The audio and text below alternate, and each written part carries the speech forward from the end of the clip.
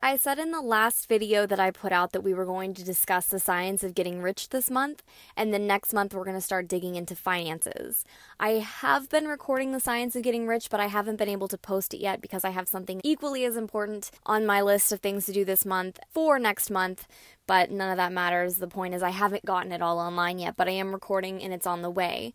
So the audio that I'm posting now is completely along the same lines of the science of getting rich. And honestly, this might be easier to understand, especially coming from someone else. I don't know how easy or hard it's going to be to listen to me and my spin of putting the audiobook online, but this is something different. It's from someone else. It's just outstanding. So listen to this as much and as often as you can. He has so much valuable information in every single sentence. You could listen to this over and over and learn something new from it every single time. I'm posting this now because I've fallen behind on getting all the other stuff out there that I need to for this month, but that's okay because we're still on track for the end of the month to get all of the mind, law of attraction style information out there by the end of this month. But basically, this is the same information. If you haven't joined the Facebook group yet, please come over and do so because I would love your feedback as you go through this audio. And the more feedback, the better. Hopefully it can spawn great conversation topics and we can talk about how it can be applied to stripping and life. Please enjoy this absolutely life-changing audio and I look forward to talking to you again soon. Ciao. It is my privilege to introduce you to Napoleon Hill. How do you do? I'm very happy to have this personal visit with you. Won't you be seated, please? And now, may I request that you forget all your problems and just relax while I bring you the master key with which you may unlock the door to any opportunity that your mind can conceive. The master key consists of 17 principles, the first of which is definiteness of purpose. Right here at the beginning of our visit, I'm going to make you a promise. If you will decide definitely what you want most during your entire lifetime and write it down on paper so that I can read it, I will give you the master key with which you may open the door to the attainment of your desires, whatever they may be.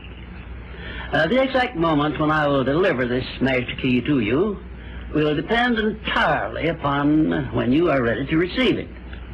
This is the first of 13 messages that I will deliver to you.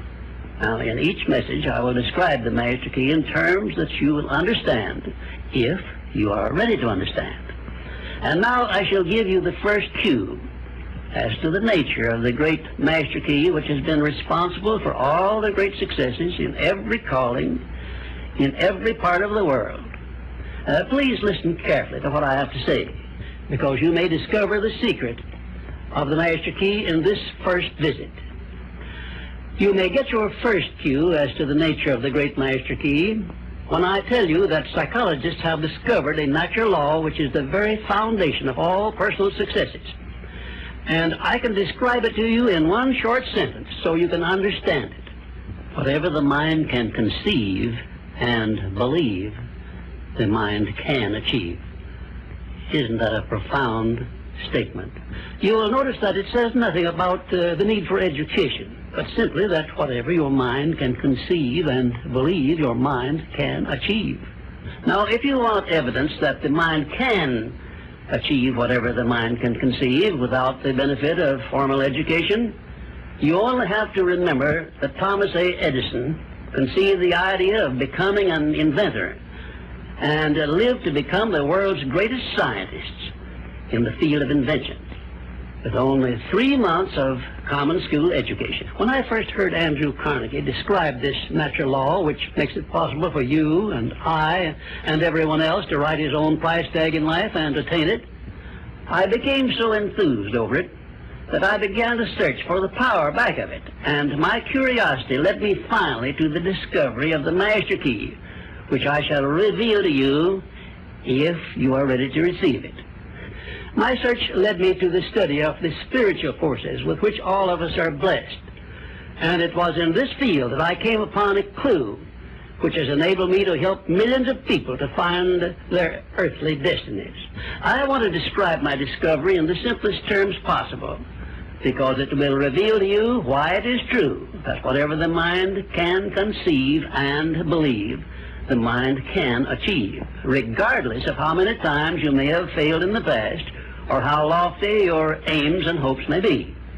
I caught my first fleeting glimpse of the profound law which provides the means by which we may choose our own purpose in life and attain it, while I was being coached by Andrew Carnegie during the organization of the Science of Success philosophy.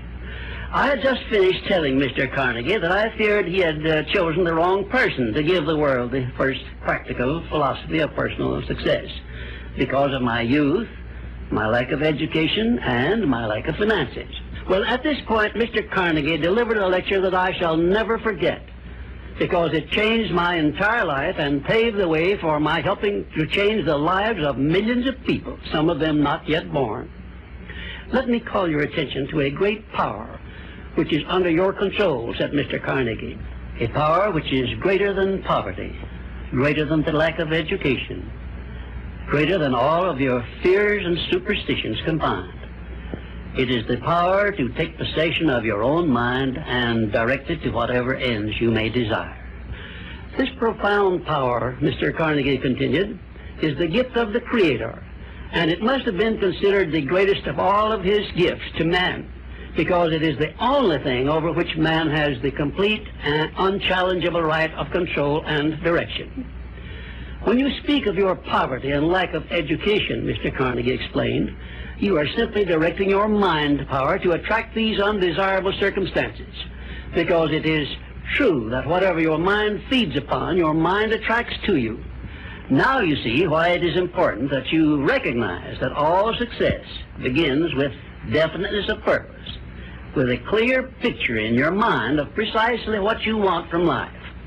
Then Mr. Carnegie continued his speech with a description of a great universal truth which made such an impact upon my mind that I began then and there to give myself a new outlook on life and set up for myself a goal so far above my previous achievements that it shocked my friends and relatives when they heard about it. Everyone, said Mr. Carnegie, comes to the earth plane blessed with the privilege of controlling his mind power and directing it to whatever ends he may choose. But, he continued, everyone brings over with him at birth the equivalent of 2 sealed envelopes, one of which is clearly labeled, the riches you may enjoy if you take possession of your own mind and direct it to ends of your own choice. And the other is labeled, the penalties you must pay if you neglect to take possession of your mind and direct it. And now let me reveal to you, said Mr. Carnegie, the contents of those 2 sealed envelopes. In the one labeled riches is this list of blessings. 1, sound health. 2, peace of mind. 3, a labor of love of your own choice. 4, freedom from fear and worry. 5, a positive mental attitude. 6, material riches of your own choice and quantity.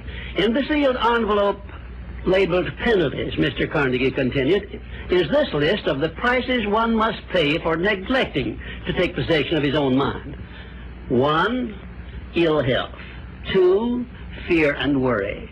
3, indecision and doubt.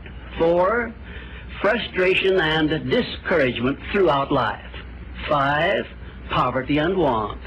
6, and a whole flock of evils consisting of envy, greed, jealousy, anger, hatred, and superstition. Now, my mission in life is to help you and everyone who needs my help to open up and use the contents of the sealed envelope labeled riches. And the starting point from which you must take off if you wish to write your own ticket from here on out for the remainder of your life, I will describe for you in these simple instructions. 1, procure a neat pocket-sized notebook, or something on the order of this one here, loose leaf affair. And on page 1, write down a clear description of your major desire in life, the one circumstance or position or thing which you will be willing to accept as your idea of success. And remember before you begin writing that your only limitations are those which you set up in your own mind or permit others to set up for you. And 2, on page 2 of your notebook, write down a clear statement of precisely what you intend to give in return for that which you desire from life. And then start in right where you stand now to begin giving. And 3, memorize both of your statements, what you desire and what you intend to give in return for it, and repeat them at least a dozen times daily. And always end your statements with this expression of gratitude for the blessings with which you were gifted at birth. I ask not, O divine providence, for more riches, but more wisdom with which to accept and use wisely the riches I received at birth in the form of the power to control and direct my mind to whatever ends I desire.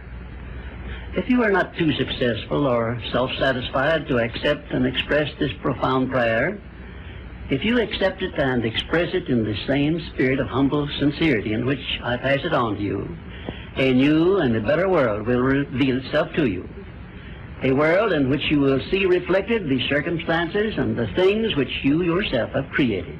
In my next visit, I will give you a description of the second principle of success, through the application of which you may make use of the education and experience of other people and get the necessary help you may need in attaining your definite major purpose in life. And now let me close this, our first visit, with my favorite expression of gratitude. O divine providence, I ask not for more riches, but more wisdom with which to make wiser use of the riches you gave me at birth, consisting in the power to control and direct my own mind to whatever ends I desire.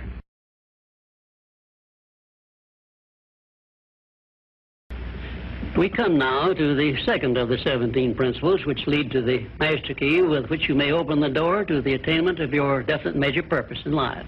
This principle of success is called the mastermind principle. I want you to understand the nature of the mastermind principle because you must use it before you can take possession of the master key. An understandable definition of the mastermind is this. It consists of 2 or more people who work in perfect harmony for the attainment of a definite purpose.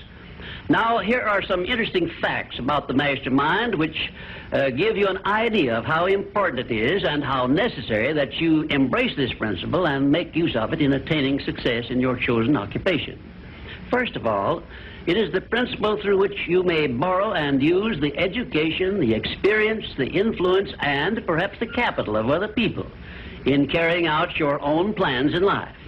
It is the principle through which you can accomplish in 1 year more than you could accomplish without it in a lifetime if you depended entirely upon your own efforts for success. And I have heard well-informed Bible students say that the first known application of the mastermind was that which existed between the Nazarene and his 12 disciples. Of one fact, I am absolutely sure. When you form a true mastermind alliance with others and work with them in a spirit of perfect harmony, you can draw freely upon the spiritual forces within you in carrying out your plans and desires.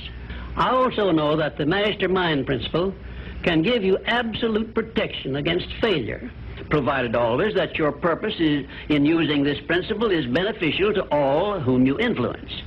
In my research while organizing the science of success, I had the collaboration of practically every outstanding, successful man this country has produced during the past 50 years. And I can tell you definitely that their success was due in the main to their knowledge and application of the mastermind principle. I wish also to call your attention to the fact that our great American way of life and our unmatchable system of free enterprise have been built upon the mastermind principle.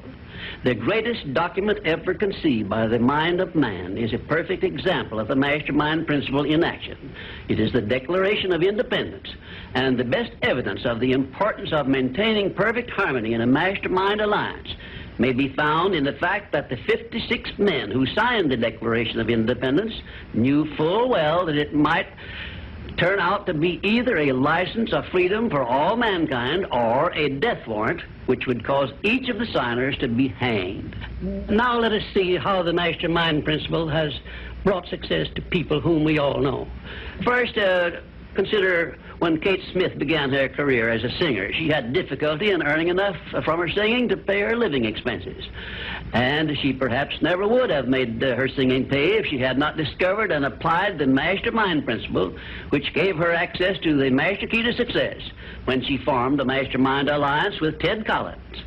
And according to a report I saw in Reader's Digest, Kate Smith has earned upwards of $30 million, and she is still in the upper brackets of income. Two, I remember when Edgar Bergen and that cute little block of wood known as Charlie McCarthy used to play anywhere they could get an engagement. And I rather suspect that often all they got for their services was a meal. But Edgar Bergen is a smart man in the field of entertainment. So he formed a Mastermind Alliance which introduced him and Charlie to millions of people by radio and television. And I suspect he is not concerned about money any longer. And you may be surprised when I tell you that the great Ford industrial empire started with the formation of a Mastermind Alliance between Henry Ford and his wife. At the beginning of his career, Henry Ford was shy and lacking in self-confidence. It was Mrs. Ford who inspired Henry Ford with the faith and the courage to go ahead with the perfection of his horseless carriage. Although his relatives and neighbors generally tried to discourage him from wasting his time with the contraption, as they called it. Four, the Federation of States, known as the United States of America, is the richest and the most powerful nation civilization has yet produced. And the secret of our strength and riches consists in our form of government through which all our states function in a spirit of harmony based on the Mastermind principle through a central federal government located at Washington. And now a word to you personally. If you work for a salary or wages, you have a marvelous opportunity to promote yourself into a higher income and a more responsible position by forming a Mastermind Alliance with your associate workers, including the management. In my next visit, I will give you further instructions on how to apply the Mastermind principle so as to increase your own income and promote yourself to a higher position with the full cooperation of your management. Yes, that is correct.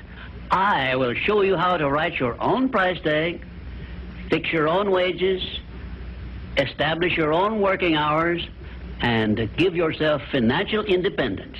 But right now, I want you to do three things before our next visit. First, decide definitely where you wish to be and what you wish to be doing during the next 3 years. And second, decide how much money you desire to be making and what you are going to do to earn it. And third, form a Mastermind Alliance with at least one person in your immediate family and at least one other person among those to whom you are selling your services. By taking these three steps, you will have gone a long way toward appropriating the great master key to success. There is no such thing as something for nothing. Everything, including your personal success, has a price that must be paid. And the only price you are requested to pay for the present is the effort necessary to do three simple things that I have suggested. Now, before you begin to take the three steps I have suggested, there is one important fact I wish you to remember, and it is this.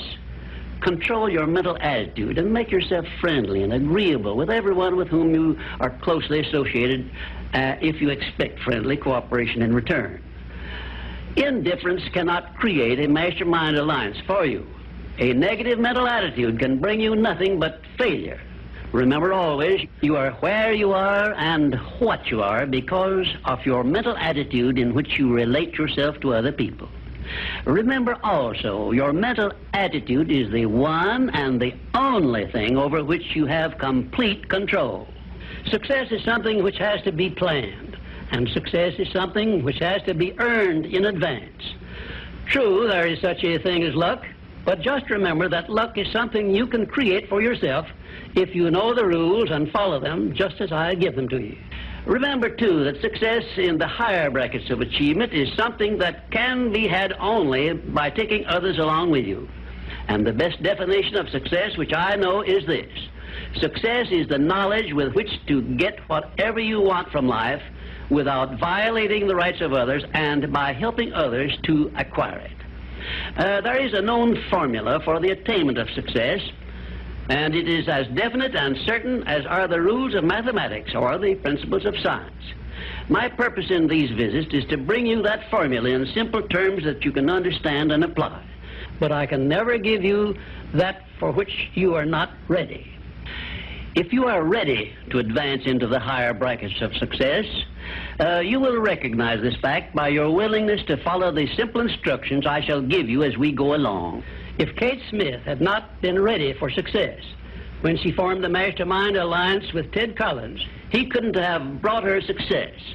This thing called success is a very profound and interesting thing because the line of demarcation between success and failure is so slight that it is often hard to tell where one ends and the other begins.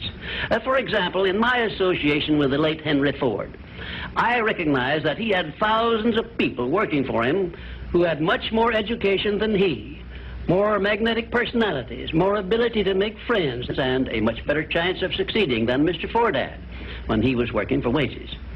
But Mr. Ford had one simple quality the others who worked for him did not possess. The same quality I will clearly describe for you in my future visits with you. Meanwhile, I would be interested in knowing if you can describe this one simple quality Henry Ford possessed, which made him the greatest industrialist this nation has ever produced.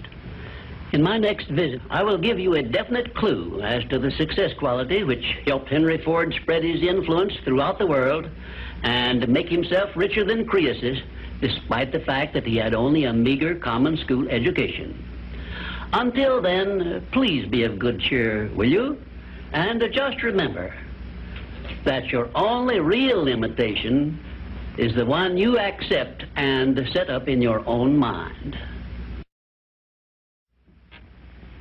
Well, this, our third visit, brings us to the success principle which has marked the turning point of every person who has promoted himself or herself from the lower brackets of success to the higher planes of achievement where one acquires everything he desires. This principle is called the habit of going the extra mile, which means the habit of rendering more service and better service than one is expected to render, and doing it in a positive mental attitude. I'm going to tell you all I know about this magic principle of self-advancement because it is the one rule you must follow if you expect to write your own price tag and to be sure of getting it. Let me describe this success principle for you in a brief formula which you can easily remember. I call it the QQMA formula, which means the quality of service you render plus the quantity of service you render plus the mental attitude in which you render service determines the space you occupy in your chosen calling and the compensation you get from your services. If you will examine carefully the people whom you know to be unusually successful, you will discover that they follow the QQMA formula, although they may do so unconsciously. Now, I wish to give you a big advantage over those who follow this formula unconsciously. I wish to show you how to make use of it deliberately with purpose of forethought, so you may make the principle pay off in a big way and do it quickly.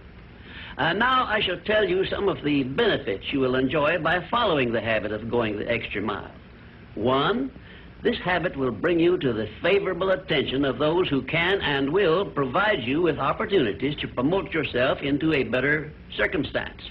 2, it will place back of you that great natural law of increasing returns through which the service you render will bring back greater than average compensations. And 3, following this habit will make you indispensable in your chosen occupation or calling. Therefore, it will place you in a position to write your own ticket. And 4, this habit will help you to excel in your line of work, because each time you render service, you endeavor to do a better job than you did previously. And 5, if you work for a salary or wages, this habit will give you preference when work is slack and others are laid off. And 6, it will help you to benefit by the law of contrast, because the others around you will not be going the first mile, let alone the second mile. And 7, following this habit of doing your very best in all of your efforts and doing it in a pleasing mental attitude will improve your personality and make you liked by others. And 8, It will also help you to develop a keen, alert imagination, because you will be continuously seeking new and better ways of rendering useful service. 9, it will inspire you to move on your own personal initiative instead of waiting to be told what to do, a habit which is the first step in leadership in all callings. The habit of going the extra mile definitely develops greater self-reliance and gives one more courage to move ahead without the fear of criticism from others. And here is one thing it does, which, if it benefited you in no other way, would justify you in adopting it. It helps you to master the destructive habit of procrastination, the one habit which heads the list of causes of failure. 12, going the extra mile influences other people to respect your integrity and inspires them to go out of their way to cooperate with you in a friendly spirit. And 13, the habit helps you to develop definiteness of purpose, which is the starting point of all personal success. And it stops you from drifting through life without knowing what you want or where you are going. And number 14, and here is the grand payoff which this habit gives you. It provides you with the one and only excuse for asking for a promotion to a better station in life or a higher pay. Obviously, if you are doing no more than you are being paid for, then you are receiving pay for all to which you are entitled. And you have not a single excuse for asking for more pay or a better position. You understand this point and appreciate its significance, do you not? 15, last but not least, the habit of going the extra mile conditions your mind to maintain a mastermind alliance with others. Ever so often I hear people complain about their not receiving favorable breaks in their relations with others. I never hear this sort of complaint from one of my students of the science of success, nor from anyone who has ever read any book that I have written, because all of my students have learned the secret of how to create their own favorable breaks. They do it by following the habit of going the extra mile. I can tell you frankly, I have never received a major favorable break during my entire life that did not come from having applied the principle of going the extra mile. Sometimes I hear people complain also that their positions are such that they are not permitted to go the extra mile. And my counsel to these people is always the same. Change positions and market your services where it pays to go the extra mile. I am sincere in giving this advice because I know that no one can do better than earn a mere living unless and until he begins going the extra mile. During my business career, I suppose I have employed at one time or another at least a score of private secretaries, all of whom followed the habit of going the extra mile. But I have never been able to keep but one of those secretaries for more than a year because invariably they promoted themselves into better paying jobs elsewhere, and they did so with my full blessings. The one exception is my present chief secretary, who has been with me for over 10 years. I married her to make sure I wouldn't lose her. The reason I know definitely that the habit of going the extra mile is a sound procedure is the fact that I have checked this principle, as I did all of the other 16 success principles, to make sure they were in harmony with natural laws. I can give you a fine example of how nature forces man to go the extra mile in order that he may produce the food with which to exist. The farmer, for example, must follow the habit of clearing the ground, fencing it, plowing it, and planting the seed at the right season of the year, all of which he must do in advance without compensation of any kind. If he does his part of the work properly, he then hands the job over to nature, sits down and waits for her to do her part, and within a brief period, nature germinates the seed the farmer plants, matures it, and yields back to him the seed he planted, plus perhaps an increase of 100 times that amount to compensate him for having gone the extra mile. Thus we see that the law of increasing returns comes to the aid of the man who goes the extra mile. And this principle applies the same in rendering service in a job as it does in the fields of a farmer. If the farmer did not follow the habit of going the extra mile, the human race would starve to death in one season. And I am sure you will agree that any time we can copy Mother Nature's habits, we will not go wrong in doing so. You now have a possession of the third principle of personal achievement, which brings you 3 steps nearer the secret by which you may take possession of the master key to success. In order that you may test the magic power of this third principle, I'm going to offer you a suggestion which may bring you such overwhelming success that you will not need to attend further visits with me. My suggestion is this. First, start tomorrow in whatever occupation you are engaged to render some form of useful service to someone near you which you are not expected to render and for which you neither expect nor ask for compensation. And two, render this service in a pleasing mental attitude which will show clearly that you enjoy doing it. And three, follow this practice 7 days in succession, and then notice what a changed atmosphere you will enjoy in your association with those nearest you. In carrying out these instructions, do not make known your plan to anyone, but go ahead and do it in the most natural way possible. And by the end of the 7th day, you will find yourself so much happier and so much better liked by those around you that you will never desire to give up the habit. Then you will be within easy reach of the supreme secret of success, which comes through the master key to success. In my 4th visit with you, I will give you a very definite clue as to the means by which you may appropriate and use the great master key. And in this same clue, I will introduce you to the source of a form of power which does not recognize the word impossible and helps you to transmute all failures and defeats and all adversities into assets of great benefit to you. And now, until our next visit, may I remind you that if you believe it, you can do it. We come now to the 4th visit, where I shall introduce you to your greatest asset, and with this introduction, the master key to success will be within your easy reach. I say this is your greatest asset because it is the 4th of the 17 success principles with which you may tap and draw upon the supreme power which created you and runs this entire universe. The name of this principle is applied faith, and I want you to remember it is not something I am bringing to you, but it is something you already possess, although you may not have made use of it in the past. And now let me tell you what applied faith is and what you can do with it.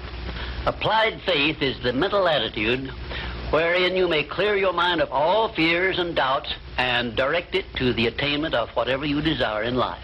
In our 1st visit, I told you that you and I and every person were blessed with the privilege of complete control over but one thing, and that is the exclusive right to take possession of our own minds and direct them to the attainment of whatever we desire in life.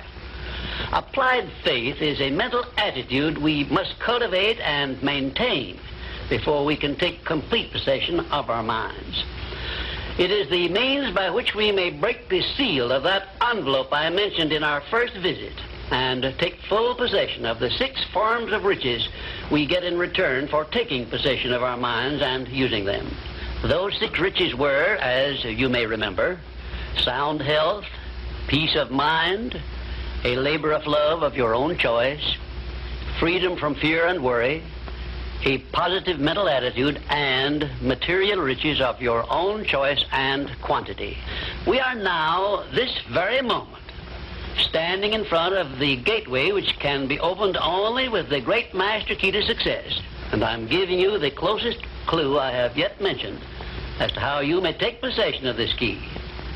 In order that you may condition your mind to embrace and use applied faith, you must understand that there are 2 ways in which you can use faith. You can put it into reverse gear and use it in a negative way by allowing your mind to dwell upon the circumstances and the things you do not want, such as poverty, ill health, failure, defeat. And this is precisely what the majority of people do, which explains why the majority of people go through life in misery and want. Or you can take possession of your mind and direct it to think of the 6 riches which came over with you in that sealed envelope. And you will attract these riches to bless and serve you all through your life. Isn't it a strange fact that most people make a negative application of their great power of faith by thinking about and believing in poverty, ill health, fear, failure, and defeat, when it would be so easy for them just to change their thinking over to the circumstances and things they desire? Now let me give you a description of the one thing which represents the main difference between a successful person and a failure. Please listen carefully and think for yourself as I speak, because failure to recognize the truth I am about to give you is the starting point of most failures. Successful people in all occupations, all professions, and all callings have one trait which distinguishes them from the failures. It is their capacity for belief. The failures see the hole in the donut, but do not see the donut around the hole. The successes see the hole also, but they see the donut around the hole. Thomas A. Edison believed that he could perfect an incandescent electric lamp, and despite the fact that he failed over 10,000 times before he was crowned with success, he made his belief uncover the secret for which he was searching. Give one guess as to how many times the average person must fail before he quits. Fails because of the lack of capacity for belief. How many times can you meet with defeat before you give up the ghost and quit? Henry Ford believed he could build a self-propelled vehicle which would take the place of the horse and buggy. And despite the ridicule of relatives and neighbors and the lack of finances, he transmuted his belief into an industrial empire which changed the entire American way of life. Mind you, Ford did this with very little education and no operating capital to begin with. Right here, let me ask you a question which may well change your entire life. You perhaps have an idea or a plan which would be useful to other people, but you have done nothing about it because you lack the self-confidence to give you a start. In other words, you are now where Henry Ford was before he built the first model of his world-famous automobile. Mr. Ford broke through that wall of fear, which may now be holding you back, and put his idea into operation by making use of the mastermind principle I mentioned in our second visit, through an alliance with his wife. Now, the question I wish to ask you is this. Why don't you form a mastermind alliance with someone and begin putting your ideas to work for you? Belief is truly a magic word, because it is the beginning of all successes. It is the very foundation of civilization. It is the one quality you must develop before you can make use of the great master key to success.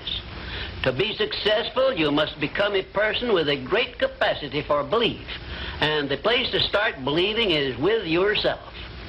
You should begin by recognizing that you were born with the privilege of complete control over your own mind. You should also recognize that by the application of the master key to success, which I am passing on to you through these visits, you can take full possession of your mind and make it yield you whatever you demand in life. Observe, I use the word demand, not beg. The Creator never intended for you to beg for anything. If He had, He would not have blessed you with full control over your own mind. If your life is not what you want it to be, you can change it.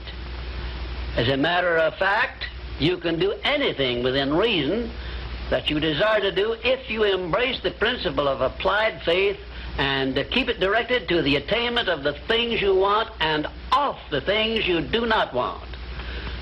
I should know what I'm talking about because I was handicapped at birth by the four horsemen which keep most people in bondage all the days of their lives: poverty, fear, illiteracy, and superstition. I have discovered the master key which gives one deliverance from all the evils one does not want and opens wide the gateway to the riches which the Creator intended every person to enjoy on this earth.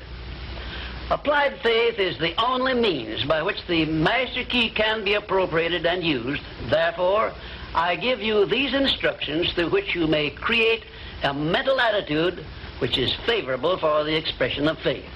1, know what you want and believe that you can and will get it. 2, give expressions of gratitude many times daily for having received that which you want, even before you actually get physical possession of it. Possession starts first in the mind. Please remember this. 3rd, keep your mind open for hunches from within. And when you are inspired to action, do not wait, but move on your own personal initiative at once. Remember, there can be no application of applied faith without action.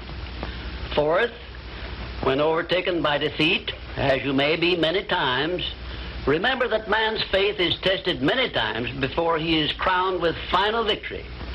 And accept your defeat as nothing more than a challenge to keep on trying. And five, a burning desire for the things or circumstances you want is the starting point of all applied faith. Be definite, believe, and act. And keep on acting if at first you meet with defeat. 6, when doubt creeps into your mind, remember that whatsoever a man believeth, that shall he also reap. Remember, faith is not something you get. Faith is something you already have. But you may be using it in reverse gear by believing in the circumstances and things you do not want, the things you fear. Remember also that faith is guidance only. It is not a power which will bring you what you want, but a power that can guide you to go after what you want and get it. Remember, too, that your faith is limited only by your own capacity to believe. You can do whatever you make up your mind to do.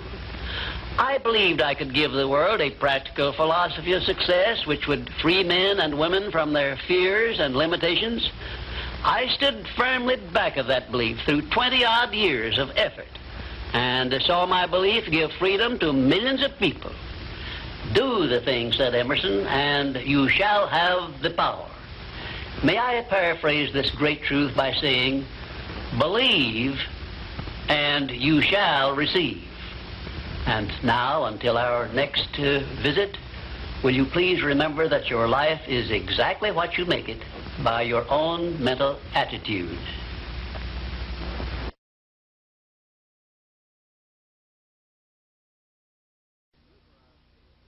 I'm happy to be with you for our 5th visit, and our subject is a pleasing personality. Your personality determines whether people are attracted to you or shy away from you. It is the show window in which you display your character to the world, and it is the one thing which distinguishes you from all other human beings. It is your trademark by which people recognize you, and it is the thing which determines your success or failure in selling yourself through life. Therefore, you should see your personality just as others see it, so you may improve it where it needs improvement. Your personality consists of more than 30 different factors, traits, and characteristics. Because of the limit of time I can devote to this visit with you, I can mention only the more important of your traits of personality. But before I begin to describe these traits, I want you to know that every trait which goes into your personality is under your control, and you can improve it so it will be whatever you want it to be. Let us start with the most important trait of your personality, your mental attitude. This is a trait with which you attract people to you and cause them to like you, or repel them and cause them to dislike you. Your mental attitude must be positive if you attract people to you. How do other people know whether your mental attitude is positive or negative, you may ask? Well, the answer is easy. First of all, other people tune in and pick up your mental attitude by telepathy without your saying a word or making a move. But there are other ways they can tell whether your mental attitude is negative or positive. You disclose this information by the tone of your voice, whether it is pleasant or harsh, by the expression on your face, whether it is soft and pleasing or harsh and scowling, by the courtesy and consideration you show other people, or the lack of these. So you see, there is no escape from revealing to others the exact nature of your personality. The next most important trait of your personality consists of your flexibility of your mental attitude or your lack of it. If you have flexibility, you adjust yourself to all the circumstances in your relations with others without losing your composure or allowing yourself to become irritable or angry. Just remember, if you have flexibility of your mental attitude, it will be impossible for anyone to make you angry or to irritate you without your consent or cooperation. Now, this is worth knowing, isn't it? You cannot control the actions of other people which might justify you in becoming irritated by them, but you can control your reaction to all such circumstances by exercising your trait of flexibility. And you will observe that all people in the higher brackets of success have this flexibility, and they do control their reaction to the influences of other people. The third most important trait of a pleasing personality is the ability to control and direct your emotion of enthusiasm. Enthusiasm is one of the means by which you can give forcefulness to your words, but you must be able to turn it on and off at will as definitely as you can turn on and off water at the spigot. Uncontrolled enthusiasm often makes people boresome. It also may open wide the window to one's mind through which other people may enter and influence one in ways he does not wish to be influenced. The fourth most important trait of a pleasing personality is a sincerity of purpose. The person who is not sincere in all relationships with others is soon detected and rejected, because no one is attracted to the person who thus endeavors to deceive others. Sincerity is one quality of character which cannot be successfully faked, not even by the most astute rascal or the most efficient actor, because insincerity evermore carries with it some warning sign which other people recognize. You have only to go back into your own experience with insincere people to prove the truth of what I have stated. There are 26 other important traits which give one a pleasing personality, but I do not have time to give them to you in this visit. Now let us turn our attention to some of the common habits which destroy a pleasing personality. Please check yourself as I describe these negative habits, and you may make discoveries about yourself sufficient to enable you to rebuild your entire personality so it will become a master salesman in your behalf. One of the most destructive habits which make one's personality objectionable is that of breaking in and running away with the conversation when others are speaking. And 2, sarcasm expressed by insinuations and wisecracks which are not so wise is near the head of the list of habits which give one a negative personality. And 3rd, vanity expressed by either words or actions is sure to make one unpopular. And 4, indifference in listening while others are speaking is sure to be noticed and resented. It is more profitable to be a good listener than it is to be a good talker, because one is always apt to learn something while listening to others, but never learns anything from hearing himself talk. 5, the attempt to flatter where flattery is obviously not deserved will bring quick resentment from others. Also, it will put them on notice, if they are wise, that the flatterer wants something he perhaps should not get. And 6, the habit of finding fault with the world at large and people in general is never a popular habit, and it is no part of a pleasing personality. It is far better to direct conversation to the circumstances and things which are right than to complain of those which one believes to be wrong. And 7, one of the very worst habits which destroy a pleasing personality is that of openly and directly challenging those with whom one may not agree, where there is no obvious reason for doing so, except the desire to be on the opposite side. And 8, the habit of volunteering unsolicited advice to others who have not requested it can make one an intolerable bore. Free advice usually is considered to be worth just what it costs, which is nothing but the patience with which to listen to it. And 9, the habit of speaking of one's physical ailments, worries, and personal problems may be tolerated by others, but this habit will never make one welcome or pleasing. If you wish to make yourself welcome in your relations with others, manage to talk about things which interest and concern those to whom you are speaking. You will never be boresome to the person to whom you are speaking of himself and the things which interest him, a truth which all master salesmen understand and respect. And 10, the habit of endeavoring to convey an impression of superiority through the use of words and topics unfamiliar to others is a surefire destroyer of popularity. If you wish to sell yourself to others successfully, you must negotiate with them on their own level through terms which they understand.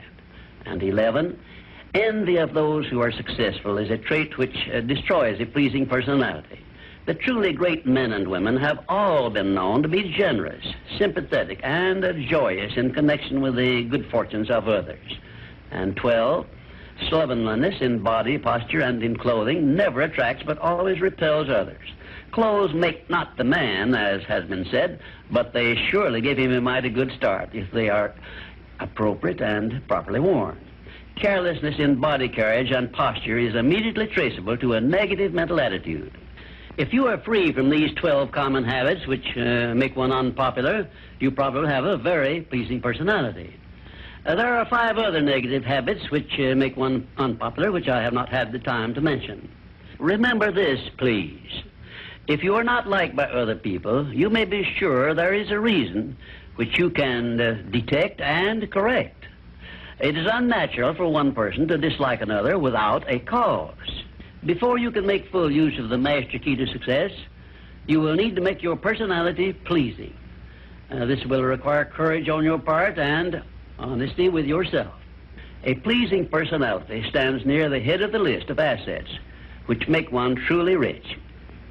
I was impressed with this truth many years ago when I heard Andrew Carnegie say that he paid his right-hand mastermind ally, Charles M. Schwab, $75,000 a year for the services he rendered directly. But he often gave Mr. Schwab a bonus at the end of the year of $1 million for the influence he exerted on his associate workers because of his pleasing personality. You see, therefore, Andrew Carnegie, who has been said to have been the greatest judge of men this nation has ever known, placed a value on a pleasing personality of more than 10 times as much as he valued the personal services of his right-hand man. Perhaps this will give you a clue that may help you up the market value of your personality. And now, until we meet again, may I wish you health, wealth, and peace of mind. This visit brings us to the 6th principle of success, without which the 5 principles I have given you previously would be useless. It is the principle of self-discipline. Self-discipline, as I am presenting it to you here, has reference not only to your mastery of negative habits, which stand in the way of your success, but more particularly to your development and enforcement of the positive habits you will need in order to avail yourself of the 6 assets you brought over with you in that sealed envelope I mentioned in our first visit. Now let me give you a list of the more important things over which you will have to exercise self-discipline before you can embrace and use the great master key to riches. 1, you will have to gain mastery over your tongue by acquiring the habit of thinking first and then speaking after you are sure that what you say will benefit you and not injure others. A loose tongue often is one's greatest liability. 2, you will have to exercise self-discipline in mastering the common tendency to strike back at those at whom you have a cause, real or imaginary, for a grievance. You must remember that everything you do to or for another, you do to or for yourself, because your every thought and every act which benefits or injures another person comes back to you in kind, greatly multiplied. So, if you feel that you must slander another person, do not speak it, but write it. Write it in the sands near the water's edge, then move away from it until the tides have flown. 3, you will have to exercise self-discipline over all of your emotions, particularly your emotions of love, hate, fear, and sex. These are the big 4 of your emotions, and they can make you or break you according to the extent of discipline you exercise over them. 4, your mental attitude needs discipline and control at all times. Lacking this discipline, it can, and it often does, drive away friends, destroy opportunities to get ahead, brings on physical and mental illness, develops stomach ulcers, and makes peace of mind impossible. 5, I have reserved the emotion of sex for special mention, because failure to exercise self-discipline over this emotion probably heads the list of all the causes of personal failure. The emotion of sex is the most powerful of all emotions, and it is nature's great creative instrument with which all species of living things are perpetuated.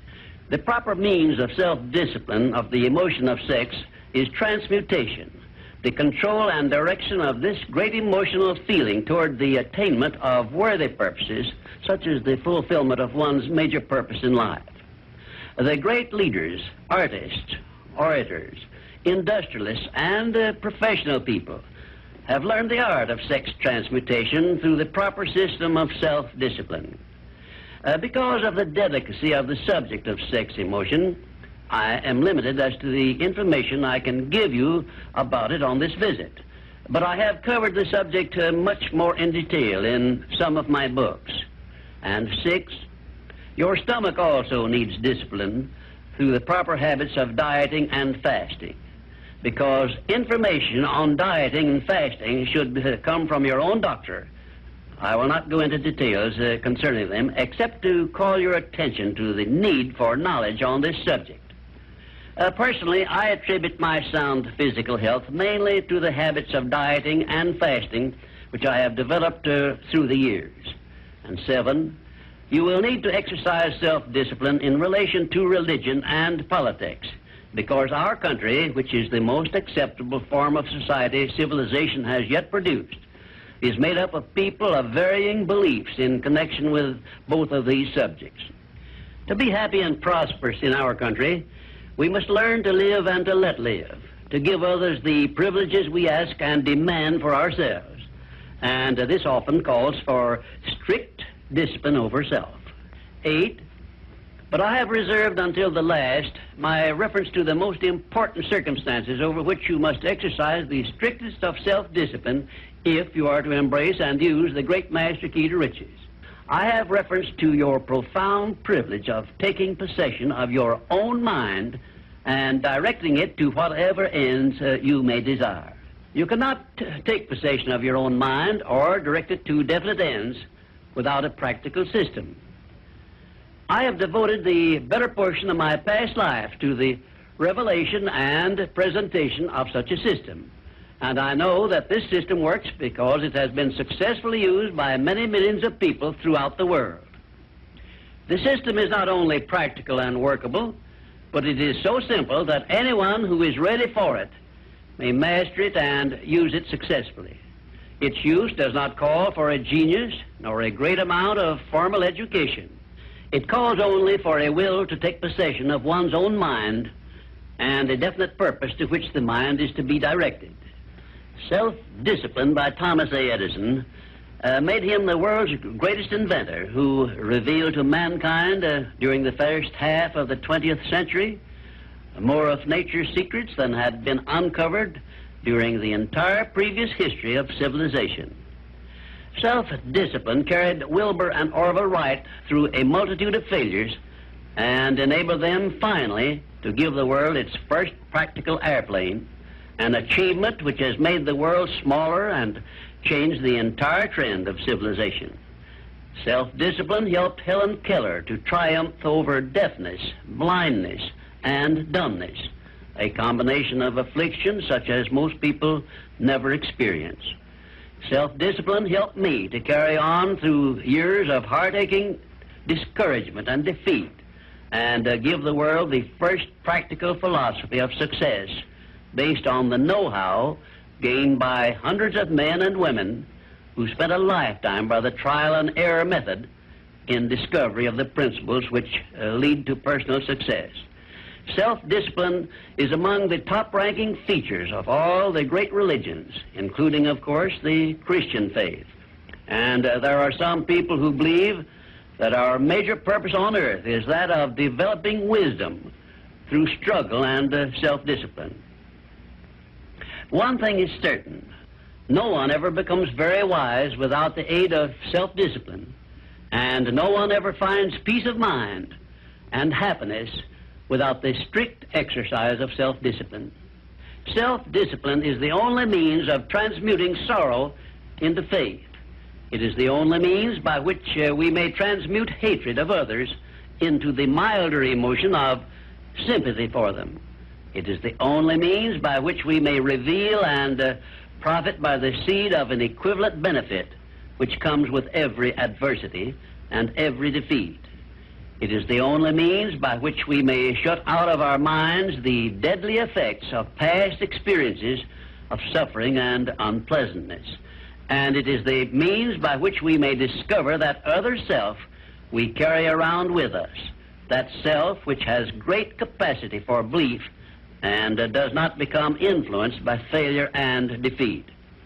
Self-discipline can give us freedom from the fear of death, the most difficult to master of all of our fears. It can free us from the disease of hypochondria, the fear of imaginary illness with which so many people suffer and sometimes die.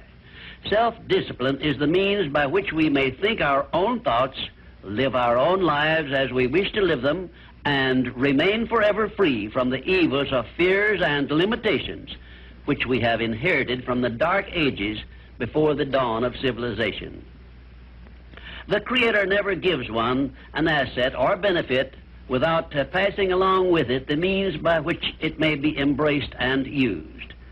Self-discipline, therefore, is the means by which the Creator provided us with a method of embracing and using the only thing over which we have unchallengeable control, the power of our own thoughts. And now, until our next visit, may I remind you that the habit of taking the line of least resistance makes all rivers and some men crooked. Well, this brings us to the 7th visit, and I hope to hand you the master key to success before I finish, because my subject will lead you so near to the master key that you will be apt to recognize it. As I have suggested in previous visits, a positive mental attitude can clear away all obstacles which stand between you and your major purpose in life. Because of the importance of the subject of our visit, I shall not only tell you that a positive mental attitude heads the entire list of the 12 great riches in life, but I am going to give you explicit instructions as to what you must do to keep your mind positive. In all the success books I have written, I have never suggested to my readers what they should do without clearly telling them how to do it. Are you ready?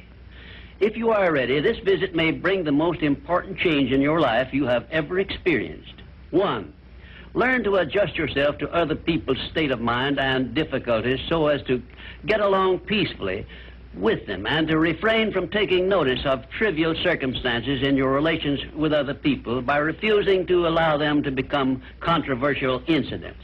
Great people always avoid small incidents of controversy when possible. 2. Establish for yourself a definite fixed system of conditioning your mind at the beginning of each day so you will keep it positive under all circumstances. 3. Learn the art of selling yourself to other people by indirection, such as asking leading questions which will bring out the sort of reactions from others which you desire. And do not permit yourself to be drawn into argument over unimportant subjects. 4. Adopt the habit of having a good hearty laugh every time you become irritated or angry, and it will help you if you begin each day with 1 minute of hearty laughing. This will change the chemistry of your brain and start you out with a positive mental attitude. However, you had better get out of sight when you take your laughing exercise. 5, start each day with an expression of gratitude for all the adversities, defeats, failures you have experienced in the past, and search for the seed of an equivalent benefit these have yielded you through the passing of time. Then give thanks for the blessings you expect to receive during the day. 6, learn to concentrate your attention on the can-do portion of all of your problems and desires and start action where you stand in carrying out this portion. No matter what may be your problem or your desire, there is always something you can do right now that will help you. Find out what this something is and do it. 7, learn to transmute all unpleasant circumstances into immediate action which calls for a positive mental attitude, and make this a fixed habit. For example, When you are angry, switch your mind to some sort of action in connection with your hobby or your major purpose in life, and keep it busy with that subject for 5 minutes. 8, recognize that every circumstance which influences your life, whether it is a pleasant or unpleasant circumstance, is grist for your mill of life, and so use it to make it pay you dividends in one form or another, remembering meanwhile that your strength grows out of your struggles. Follow this instruction and you will soon learn that there is no such thing as an unprofitable experience.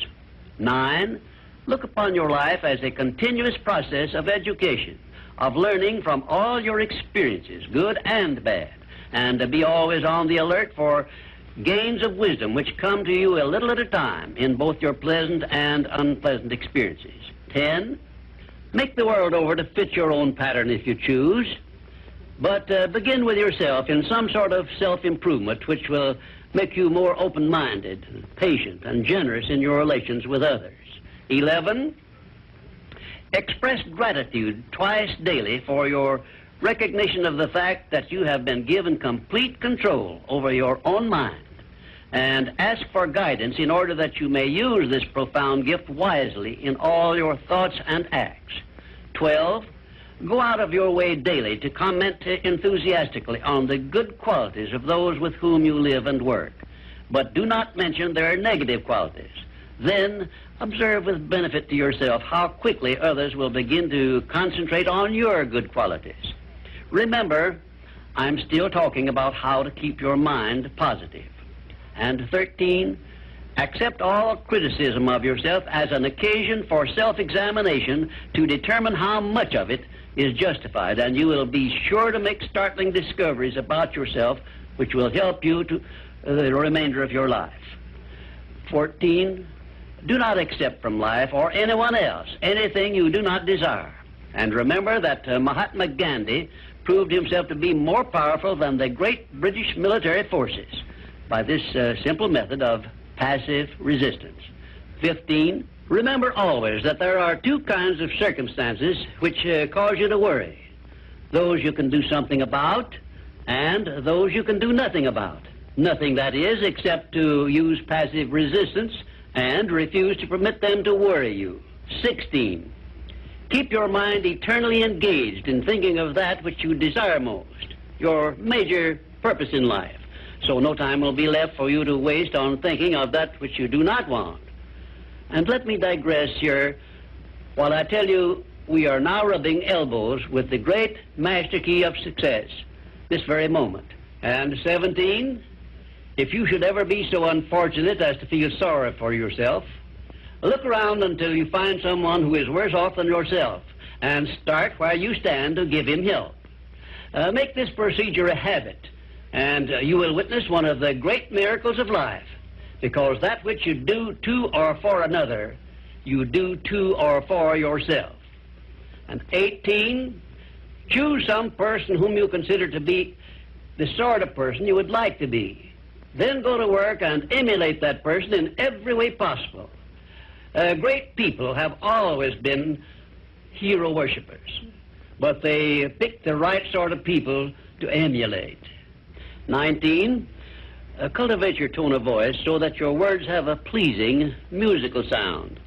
And remember that the sound of your voice is an open window through which other people look into your very soul.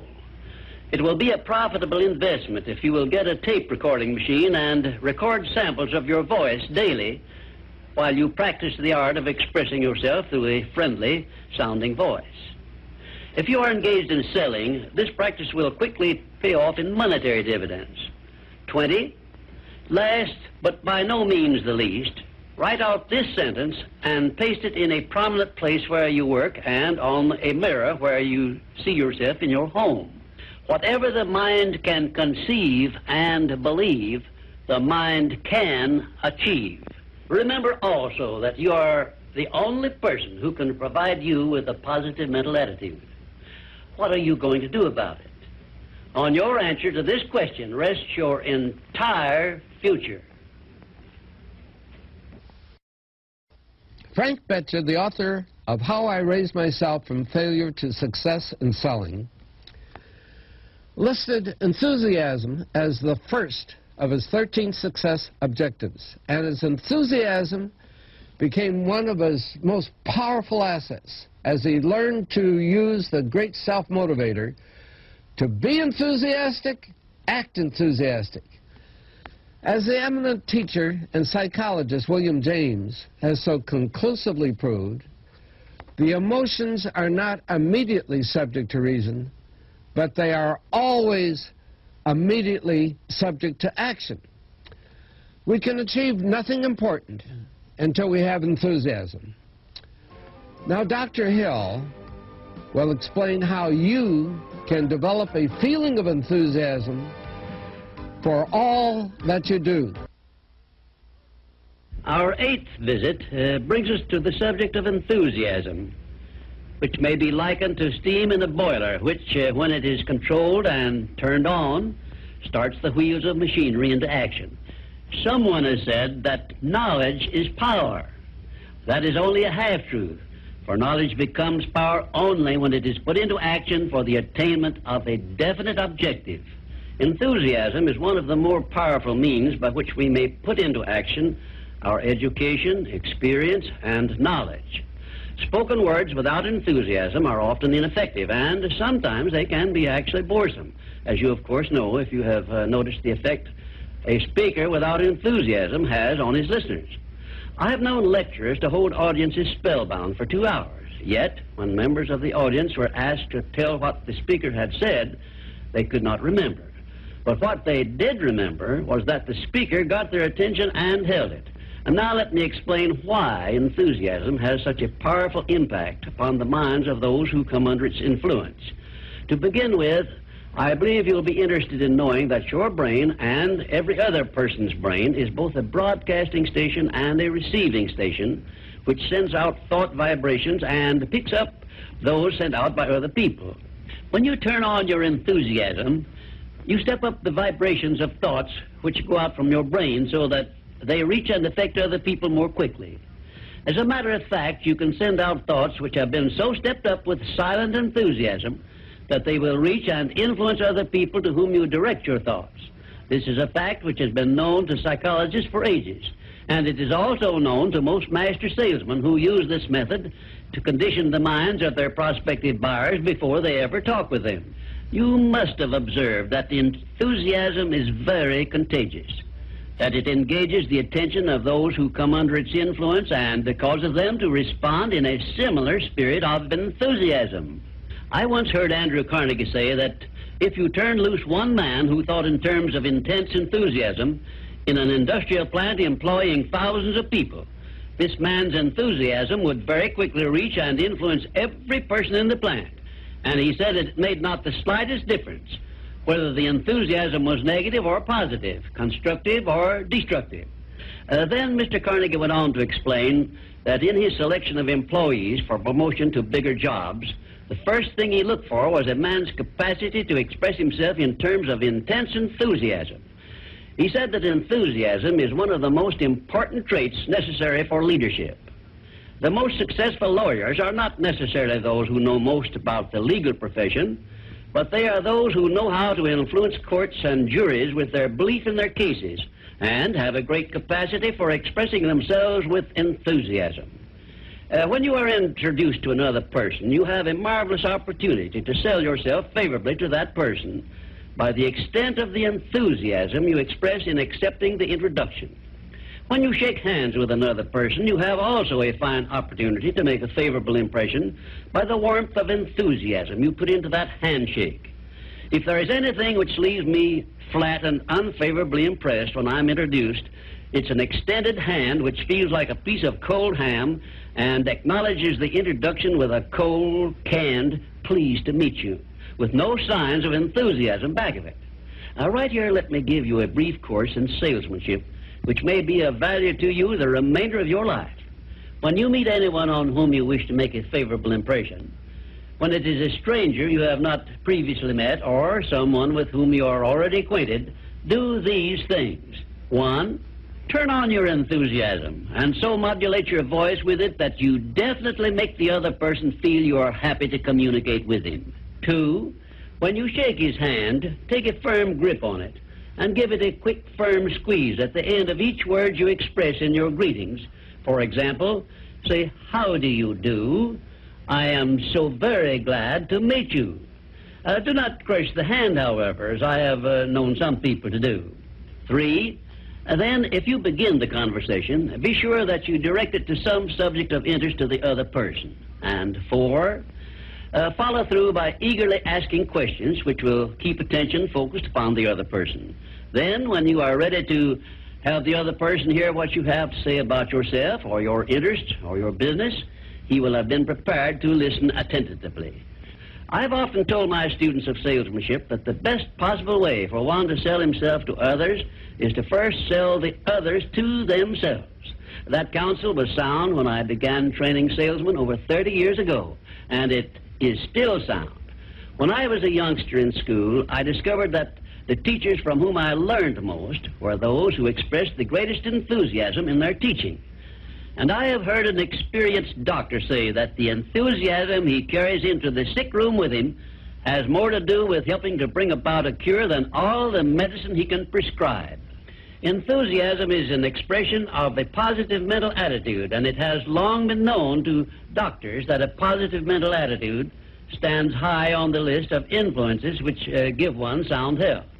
I have heard it said, for example, that only one thing causes stomach ulcers, and that is worry or a negative mental attitude. And only one thing can cure stomach ulcers, and that is a positive mental attitude. It seems that disease germs cannot live and thrive in the bloodstream of one whose mind is always positive. I have still another very important observation concerning the power of enthusiasm, which I wish to give you. I have observed that prayers expressed with intense enthusiasm bring much quicker and more satisfactory results.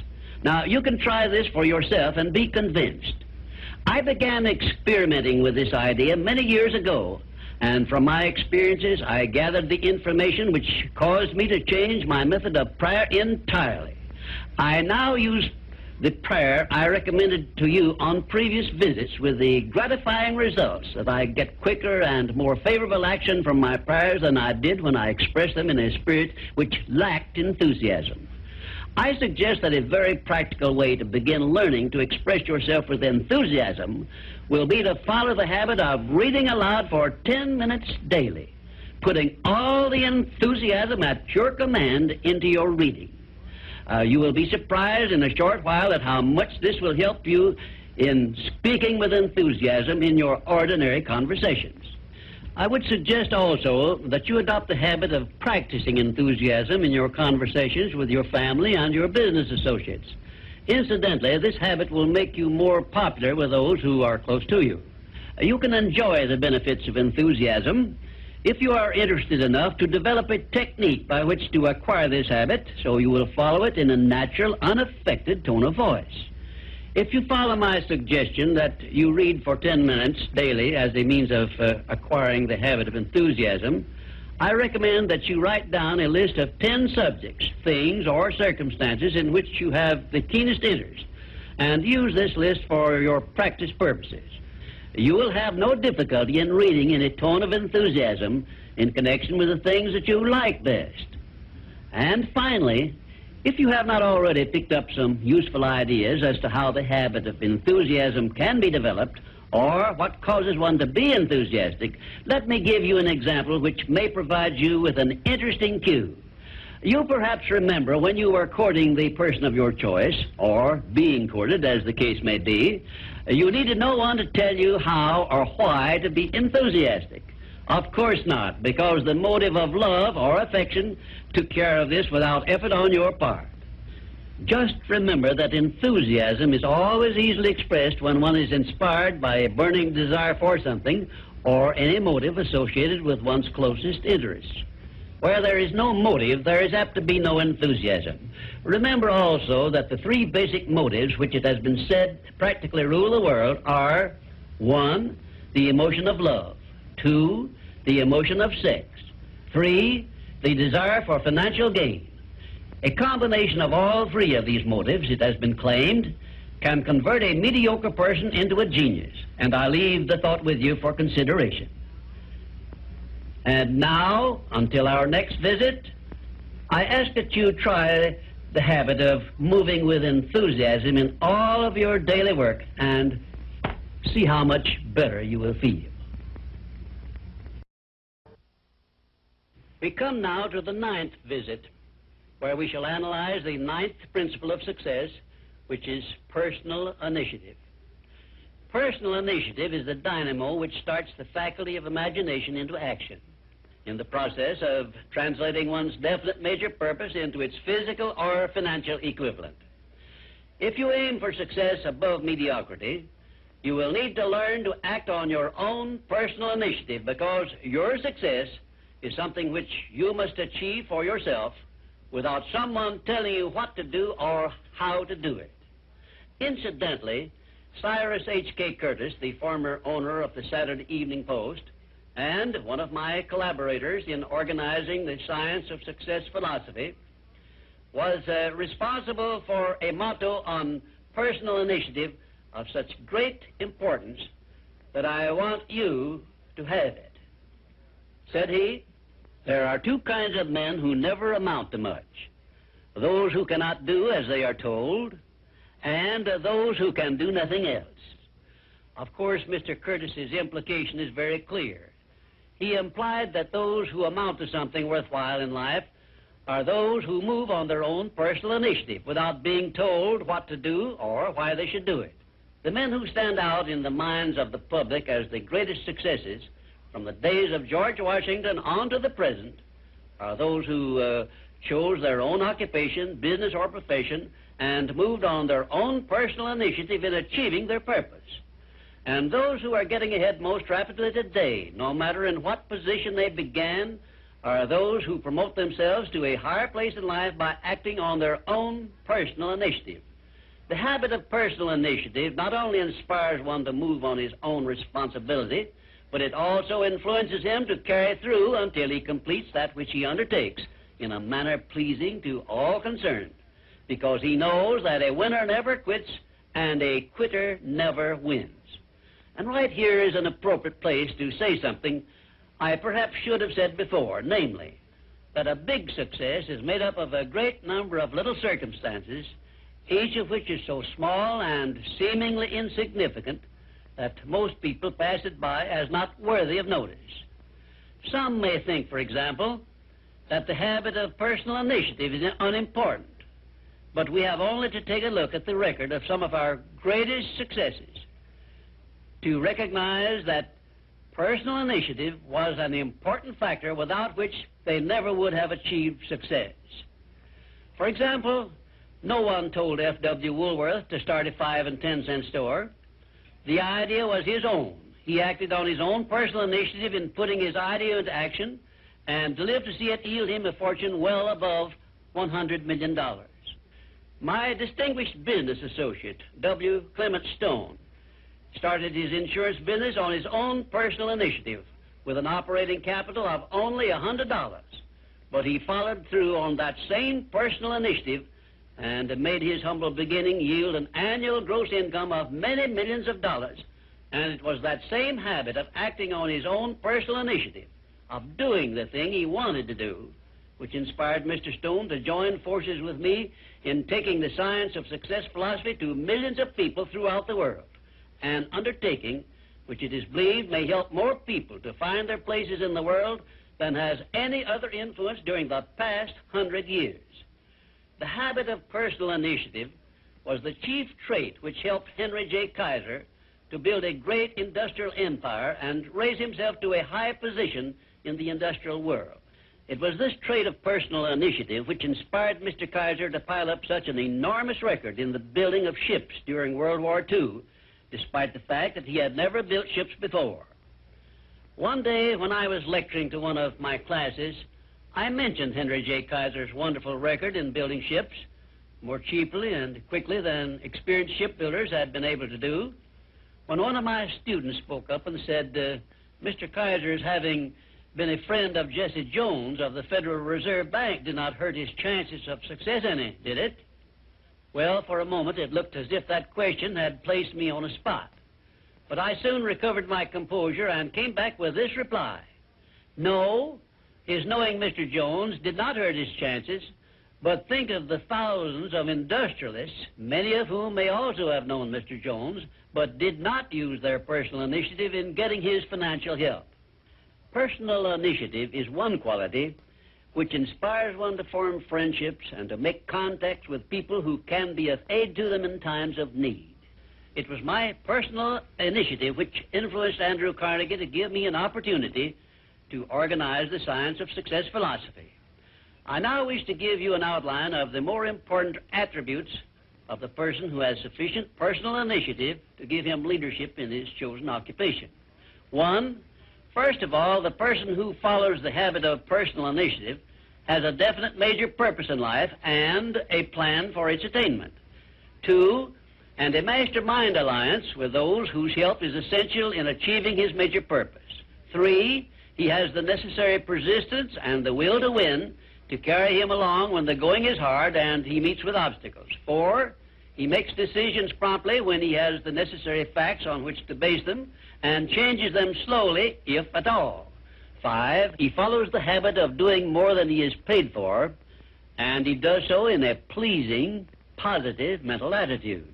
6, he accepts full responsibility for everything he undertakes and never passes the buck when things go wrong. 7, he can take friendly criticism without resentment because he has learned to profit by it. 8, he knows what the 9 basic motives are which inspire all human endeavors and never requests anyone to do anything for him without giving that person an adequate motive for doing so. 9, he never expresses an opinion about anything unless he has thought the subject through and is prepared to state how he came by his opinion. 10, he follows the habit of listening much and talking only when he has something to say which may benefit himself or others. 11, he has a well-developed sense of observation of small details and knows his job from the smallest detail to the greatest. 12, he never tells anyone to do anything without suggesting why it should be done and how it may be done best. 13, he follows the habit of concentrating his full attention on one thing at a time. 14, his mental attitude is positive at all times when he is in communication with other people. 15, if you ask him a question, he will give you a direct answer, even if he has to tell you he does not know the correct answer.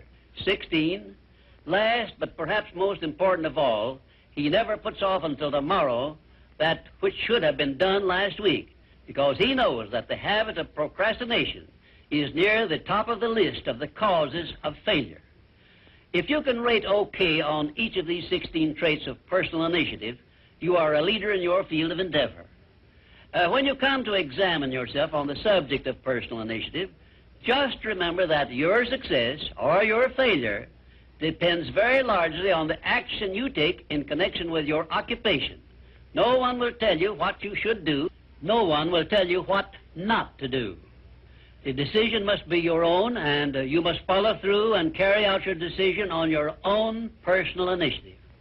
If you work for wages or a salary, you should decide to promote yourself through your own personal initiative to the top of the scale in your occupation. And remember that your promotion is entirely in your hands. In my previous visits, I have given you a blueprint of the steps you should take in promoting yourself to whatever station in life you desire. Now, let me give you a brief review of 8 principles we have covered previously. 1, definiteness of purpose. By now, you should know what you want most from life, and you should have a plan for getting it. Here is the most important circumstance of your whole life where you must move on your own personal initiative because no one else can tell you what you should want most. 2, the mastermind principle. If you have not already formed a friendly alliance with those who can help you in attaining your major purpose in life, you should move on your own personal initiative and form this alliance at once. 3, going the extra mile. This is a must if your major purpose is anything above mediocrity. 4, applied faith. This is the principle which gives you power in carrying out your definite major purpose and all minor purposes. 5, a pleasing personality is an asset of priceless value, and it too is something you must acquire through your personal initiative. 6, self-discipline. The 6th principle of success is also something you acquire through your personal initiative. 7, a positive mental attitude, which is the most important of the 12 great riches of life, is also the product of your own personal initiative. 8, enthusiasm is a state of mind which only you can generate through your personal initiative. You see, therefore, that personal initiative enters into every one of the success principles. And now, until our next visit, may I remind you that there are 2 types of people who never amount to anything.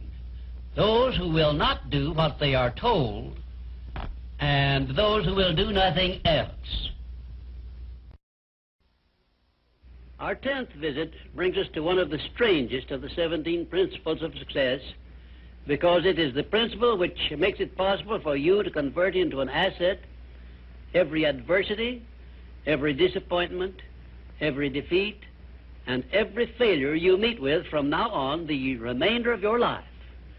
Yes, the principle of learning from adversity makes it possible for you to transmute all your past failures and mistakes into an asset which will help you achieve outstanding success in the future. At the very outset of this visit, I wish to call your attention to an important fact which may give you immediate possession of the great master key to success, namely, that your positive mental attitude is the only means by which you may convert adversities, defeats, and failures into assets. It seems to have been intended that everyone should experience adversities, defeats, and even failures as a part of nature's method of disciplining people to learn how to take possession of their own minds. But the Creator very wisely provided everyone with the means for converting these experiences into benefits of a priceless value, the means being our privilege of maintaining and directing a positive mental attitude. Despite the benefits which we may get from adversities and unpleasant experiences of every nature, no one desires to meet with these experiences.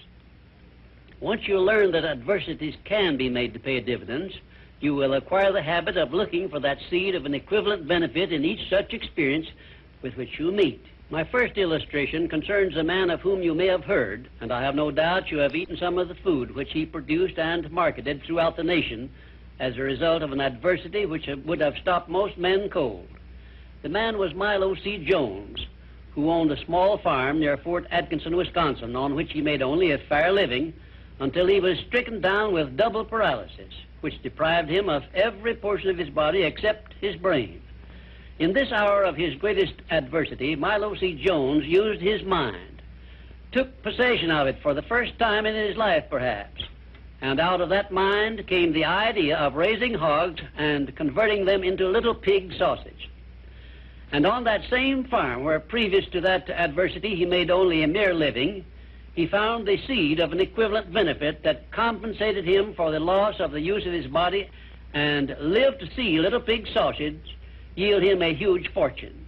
Isn't it strange that so often people have to be cut down by failure and defeat before they learn that they have minds capable of mastering all of their problems? My next illustration is based on an adversity of a man whom we all know because he was President of the United States, and his name was Franklin D. Roosevelt, who was stricken in the prime of his life with polio, which destroyed the use of his legs. Instead of sitting on a street corner with a tin cup and some lead pencils, as many another might have done under similar circumstances, Franklin D. Roosevelt transmuted his affliction into a buildup of his self-reliance and lifted himself to the highest position available to mankind anywhere on this earth, got that position and held it until he passed on, held it longer than had any previous president. Verily, I tell you with all the enthusiasm at my command, that you may find in your adversities the necessary challenge to inspire you on to success, such as you never would have known without these experiences. Right here, may I remind you of the great importance of following the principle of a positive mental attitude, because this is the principle you will need most in converting unpleasant experiences into assets. My next illustration involves a very intimate personal experience of my own, which began when my mother passed on. I was 8 years of age. I know that the loss of one's mother at any age usually is regarded as an irreparable loss which offers no possible benefits. But even in the loss of loved ones, we may find that there is a seed of an equivalent benefit. I found that seed in one of the most wonderful persons I have ever known when my father brought home my new mother. It was she who inspired me to prepare myself for the opportunity I was to receive later in life when I met Andrew Carnegie and received from him the commission to organize the world's first practical philosophy of personal success. Had it not been for the loss of my mother, I would not now be having this visit with you, and my books would not now be serving to help millions of people throughout the world to find their places in life. Nothing is ever so bad or so unpleasant that it may not yield some benefit if we keep a positive mental attitude toward the experience and make it a habit to look for that seed of an equivalent benefit. This, of course, involves the application of that important success principle, personal initiative. Now I come to an illustration which involves our great American way of life and all the personal freedom and opportunities we enjoy under our way of life. And it begins with our defeat of the British in 1778. Probably every Britisher believed that the loss of the American colonies was an irreparable loss which offered no possible benefits. Yet you and I know that if we had not defeated the British and made ourselves rich and powerful, the British Empire probably would have been wiped out in World Wars I or II. We know also that although the British Empire survived those two wars, it was our financial help which saved the British from starvation and bankruptcy. So, today, every Britisher should give thanks for the defeat of Lord Cornwallis's armistice, because that defeat finally became the means of survival of the British Empire. My next illustration brings us face to face with an adversity which involves you and I and every other person now living.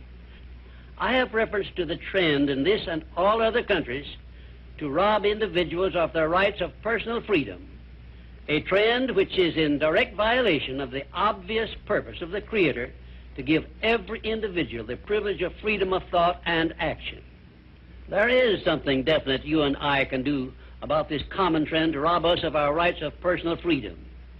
We cannot turn it back entirely by our individual efforts, but we can and we should do something about it where it affects us individually and where we know what we can do and how we can do it. Of course, you will ask, what can I do to influence a world trend? And I shall answer by saying there is something definite that you can do.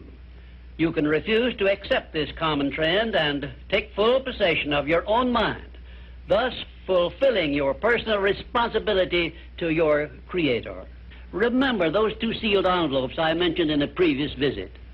One of them is labeled riches you may enjoy by taking possession of your own mind.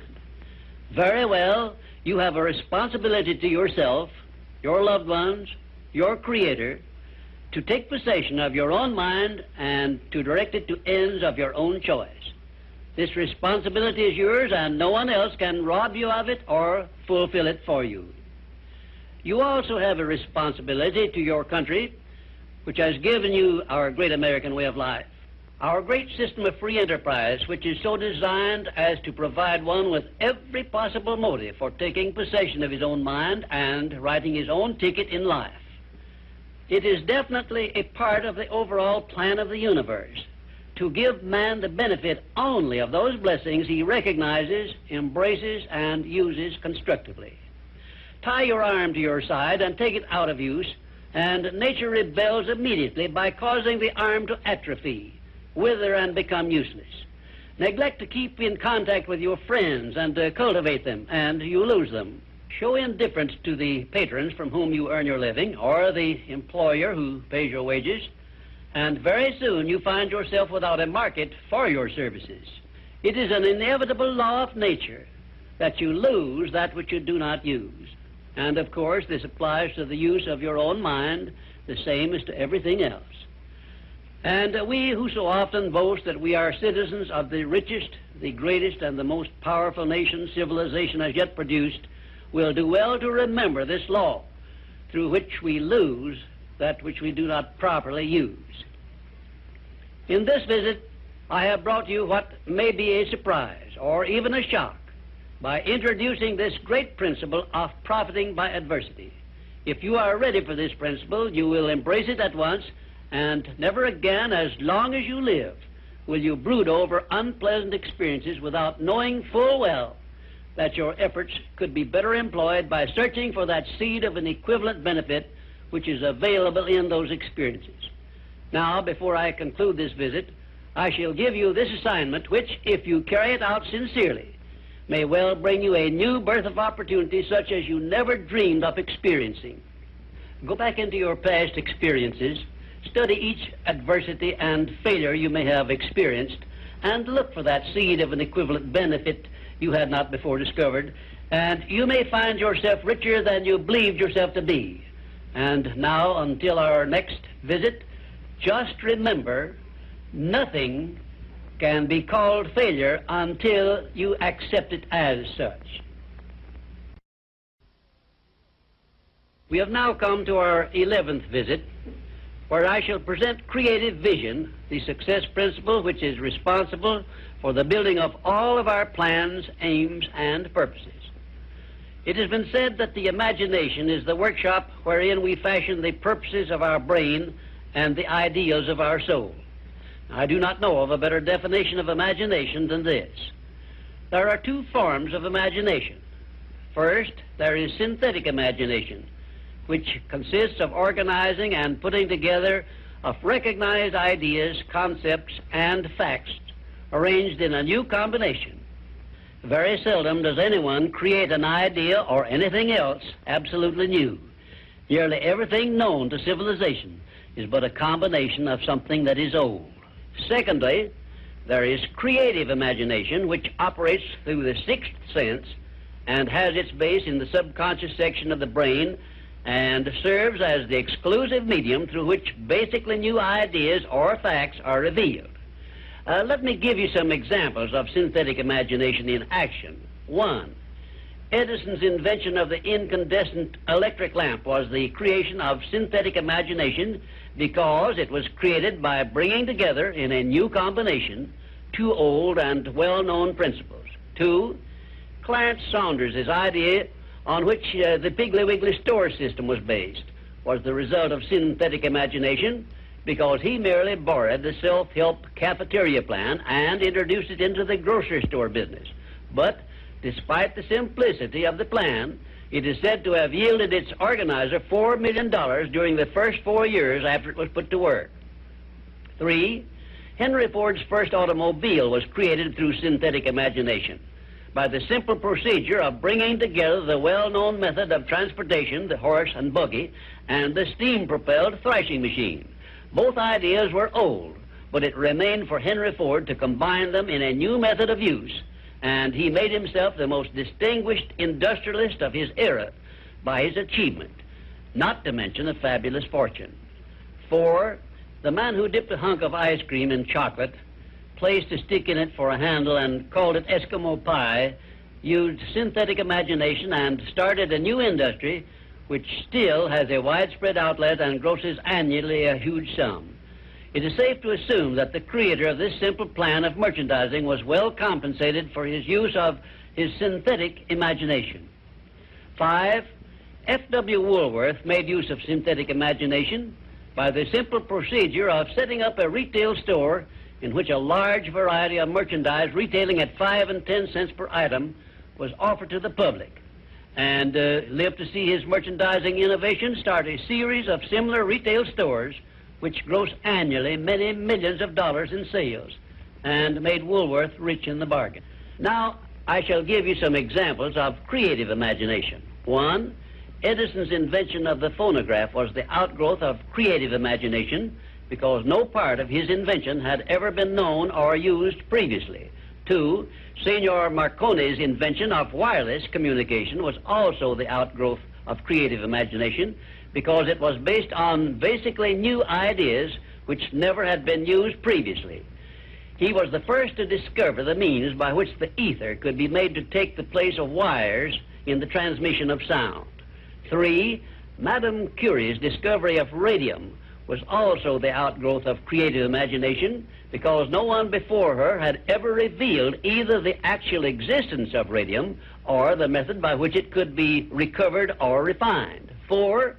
Wilbur and Orville Wright's perfection of the modern airplane was partly the result of creative imagination and partly the result of synthetic imagination, because others previous to their time had discovered some of the ideas they used successfully, but they were the first to coordinate those ideas, so they worked.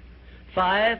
Robert G. Letourneau made effective use of creative imagination by building heavy dirt-removing machinery, which involved ideas never before used, although he was practically unskilled in engineering and had very little schooling of any kind. I worked with Mr. Letourneau for a year and a half, during which I saw him in action many times when he was drawing entirely upon the faculty of creative imagination and receiving his ideas from sources outside of his own immediate education or knowledge. And right here, in case you have not already recognized the fact, I am bringing you very near the point where people sometimes tune in on their creative imagination and come up with ideas which benefit great numbers of people and make themselves popular and rich. I am going to give you these suggestions solely as inspiration intended to introduce you to your faculty of creative imagination. All the good ideas have been used up, did I hear you say? Quite to the contrary, the best ideas are yet to be revealed and put into service of mankind. There are no more opportunities to become rich, did I hear you say? If you will give me an acceptable plan for influencing married people to adopt and use the mastermind principle in their domestic relations, you may benefit many billions of people in homes where harmony does not now prevail, and make for yourself a reputation worthy of a king's ransom. If you have a better idea or plan for the use of salesmen in any field of selling, your idea may help millions of salesmen to increase their incomes and bring you a reward worthy of the value of your idea. I am still talking to you about exercising your faculty of imagination, but I am limited as to the number of ideas I can give you in so short a time. But I will give you some more useful ideas in my next visit. Imagination is a trait which becomes alert only by constant action based on the success principles I have described in these visits. You are the one who must supply this action. The rules of accurate thinking are so clear and simple that I often wonder why so few people ever take time to learn the rules, since accurate thinking is the very foundation of all successful achievements. In this visit, I shall give you a working description of the rules of accurate thinking, which all successful people follow. First of all, accurate thinking is based on two simple fundamentals. They are called inductive reasoning and deductive reasoning. Inductive reasoning is used when the necessary facts on which to base your thinking are not available. In this case, you act on hypotheses, or what you assume the facts to be. Deductive reasoning is used when you have the facts, or what appear to be the facts, on which to base your thinking. The next step in accurate thinking is to separate facts from fiction, or hearsay evidence, and determine whether you are dealing with hypotheses or real facts. When you are sure you have dependable facts on which to base your thinking, you take the second step by separating these facts into two classes. One is important facts, and the other is unimportant facts. When you do this, you may be surprised at the overwhelmingly greater number of unimportant facts you deal with daily than there are important facts. At this point, you are almost sure to want to ask the question, what is an important fact, and how can I distinguish it from an unimportant fact? And I shall give you the answer to this very important question by saying that an important fact is any fact which will aid you to any extent whatsoever in attaining the object of your major purpose in life. And all other facts, as far as you are concerned, are unimportant, and you should waste no time with them. After this visit is over, you can employ the next hour to a great benefit to yourself if you will set down on paper a list of all the facts you dealt with yesterday, separating them into two classes, important and unimportant. As a matter of fact, you will make a profound discovery regarding accurate thinking if you follow the habit of daily taking inventory of all the facts that claims your attention during the day, putting them down on paper in two separate columns, one labeled important facts and the other labeled unimportant facts. Now let us turn our attention to the subject of opinions and see to what extent loose, unsound opinions are mistaken for accurate thinking. To start with, let us recognize the truth that most opinions are without value because they are based on bias, prejudice, intolerance, guesswork, hearsay evidence, and out-and-out ignorance. These are harsh words I'm using, and they represent the source of most of the tragedies of life which people meet with unnecessarily. And I would say that of all the tragedies which cause misery and failure, none is more merciless or destructive than those which grow out of the indifference of people who make no attempt to learn how to think accurately. I shall never forget an experience I had with President Woodrow Wilson while I was working for him during World War I. I asked the President what effect he believed World War I would have on civilization, and his reply was brief, but it was a masterpiece which you should remember as long as you live. "I cannot answer your question," said the President, "because I have no facts on which to base an opinion."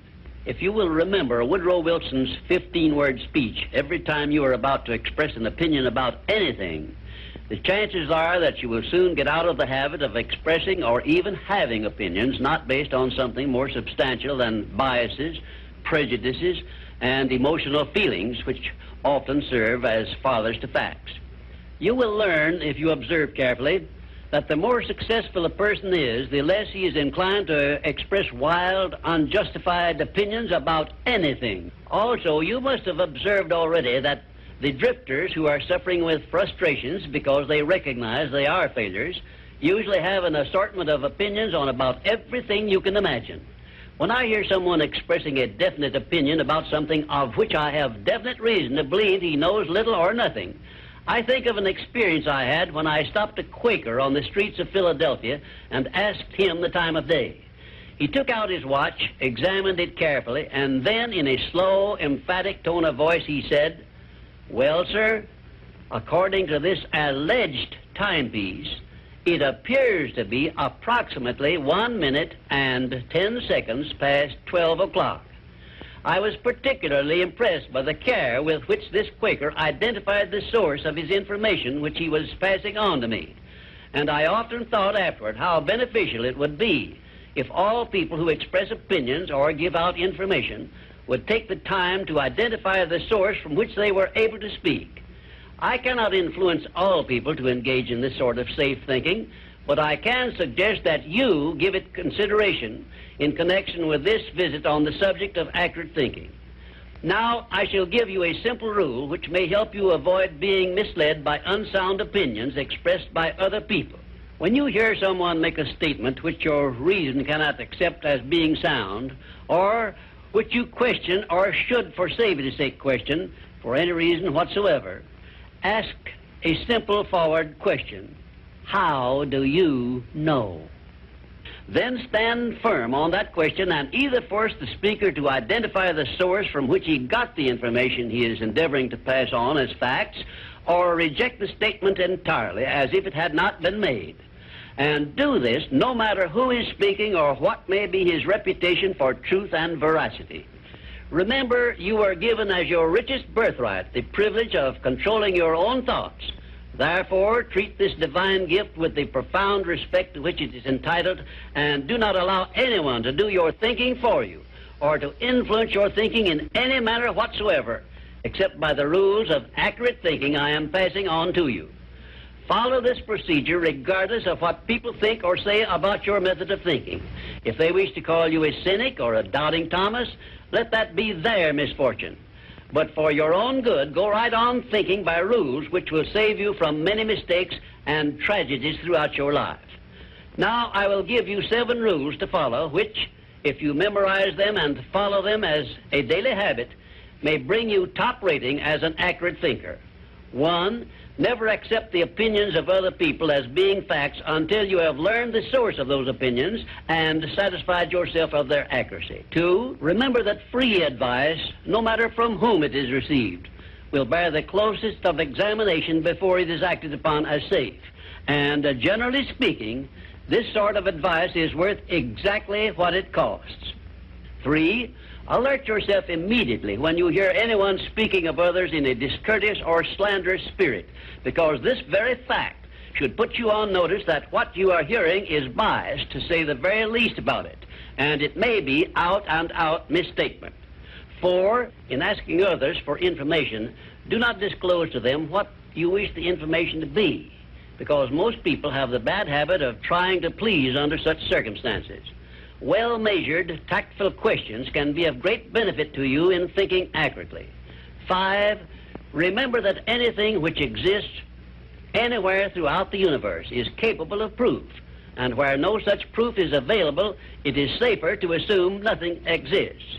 6, one of the great unexplainable miracles consists in the fact that both truth and falsehood, no matter by what means they may be expressed, carry with them a silent, invisible means of identifying themselves as such.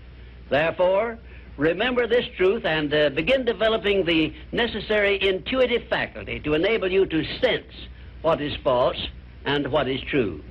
7, follow the habit of asking, how do you know, when anyone makes a statement you cannot identify as true. Follow this habit faithfully, and you will see many persons squirm and turn red in the face when you insist upon a direct reply. The most accurate thinkers are the scientists. They investigate with open minds and never allow their wishes to become the fathers of facts, but deal with each fact as it is, not as they would like it to be. Now, one final word of warning I feel I should leave with you. Study yourself carefully, and you may discover that your own emotions are your greatest handicap in the business of accurate thinking. It is easy for you to believe that which you wish to believe, and unfortunately, that is precisely what most people do.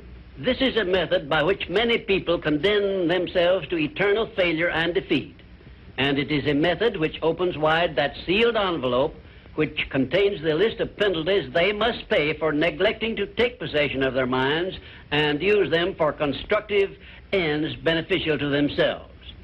And now, until our next visit, may I say goodbye. Throughout my life, I've had a wide variety of very high goals, but my major one has always remained the same: to change the world and make it better for this and future generations. Napoleon Hill and his philosophy of success have helped me to develop, maintain, and advance this goal. In his final visit with us, Dr. Hill discusses the nature of universal law and its impact on us all. The 13th visit brings us to the analysis of a law of nature which is the basis of all of our habits, both the good habits and the bad. This law is a vital part of the 17 success principles because it is the means by which you and every other person can put into operation an irresistible power by which your aims and purposes are attained almost automatically by the action of your habits. I have named this law cosmic habit force because it is the law which gives definiteness of action to everything which moves throughout the entire universe. It keeps the stars and planets in their accustomed places, and it fixes the life patterns of every living thing, from the smallest insects to the largest animal, excepting only man, who has been given the means by which he may use this law to establish his own habits and determine his own desires and movements throughout life. Cosmic habit force binds every living thing lower in the scale of intelligence than man with what we call instinct. But man can rise above these fixed patterns by which lower forms of life live and establish his own pattern. This privilege is the only thing over which man has complete power of control and direction. And it is interesting to observe that the Creator never gives man any form of riches without sending along with it the means by which man may do whatever he pleases with those riches. Like every other natural law, cosmic habit force has both a positive and a negative potential application. The negative application of this law is called hypnotic rhythm, which means, among other possible results, it fastens upon individuals that by our neglect to fix our thoughts upon the things we desire in life, and thereby gain the power of cosmic habit force in attaining these desires, the law automatically acts through the negative hypnotic rhythm feature and fixes our minds on the things we do not desire and attracts to us the physical counterpart of these desires.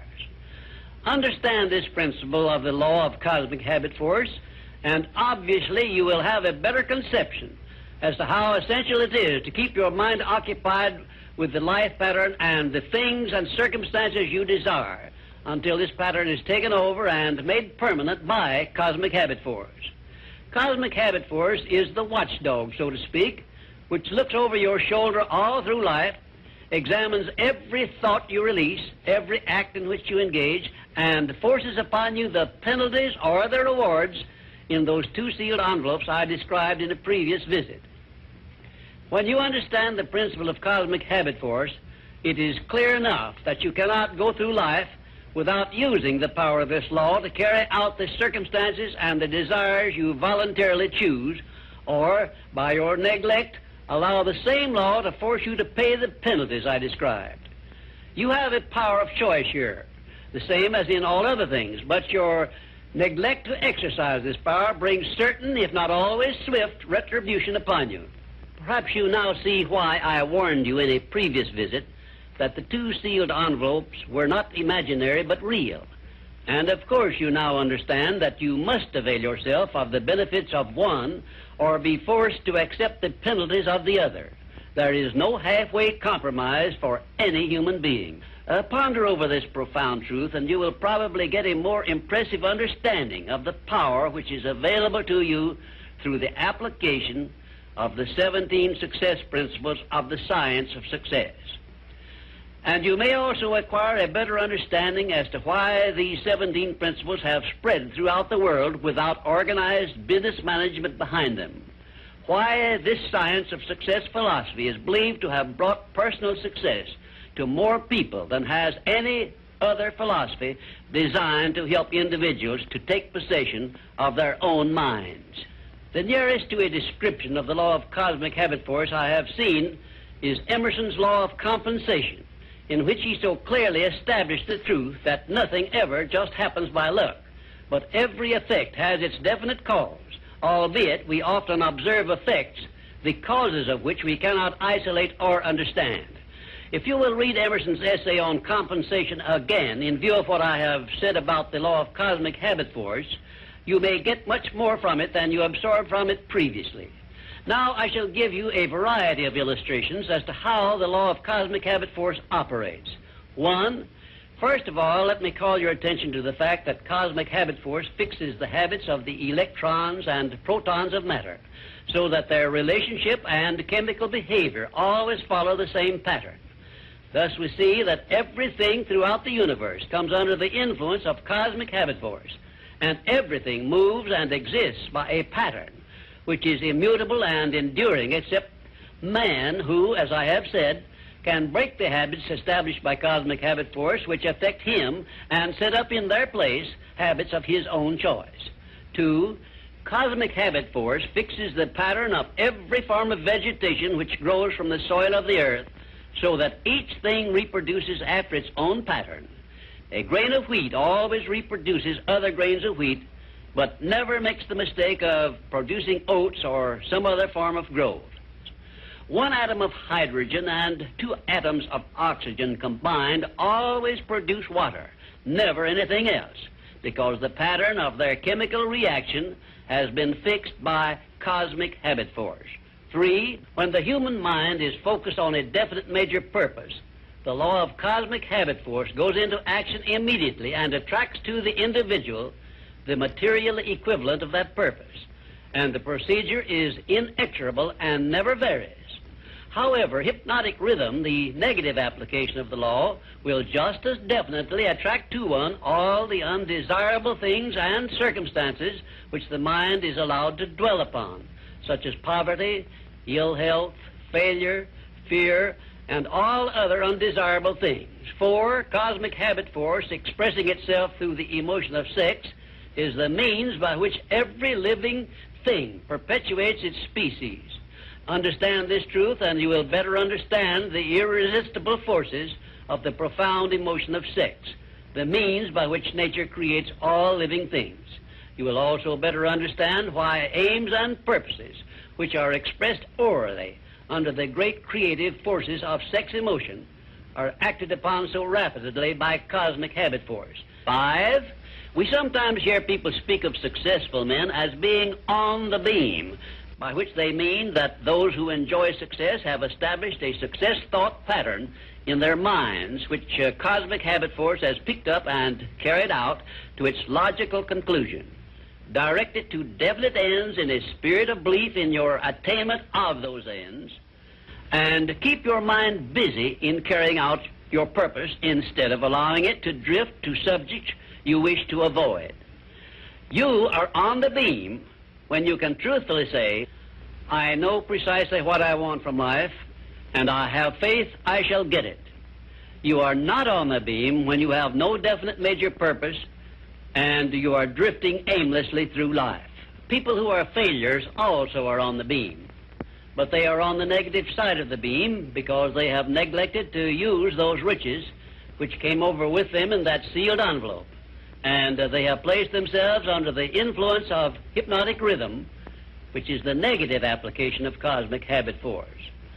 There is one word which doctors dread, and it is the word fixation, which means that a sick person believes in his sickness as something which cannot be cured. Fixations can become a priceless asset by those who have discovered the great master key to success and have learned how to develop fixations in their minds based on the things they desire most in life. Cosmic habit force is the power which makes fixations permanent. You should have a definite fixation based on your major purpose in life, but you are the only one who can create this fixation. You can do it by taking possession of your own mind and keeping it directed toward the attainment of your major purpose. If you will do this by following all the instructions I have given you in these visits, in a short time you will find yourself on the beam and headed directly toward everything you desire and deserve to receive. Lastly, remember that your mental attitude is something you control outright, and you must use self-discipline until you create a thought pattern or thought habits which keep your mental attitude positive at all times. Your mental attitude is important because it acts as a magnet which attracts to you everything, every circumstance which makes you what you are and where you are. If you wish to keep on the beam that leads to success, be sure that you give cosmic habit force a thought pattern based on the things you want most in life, and it will do the rest.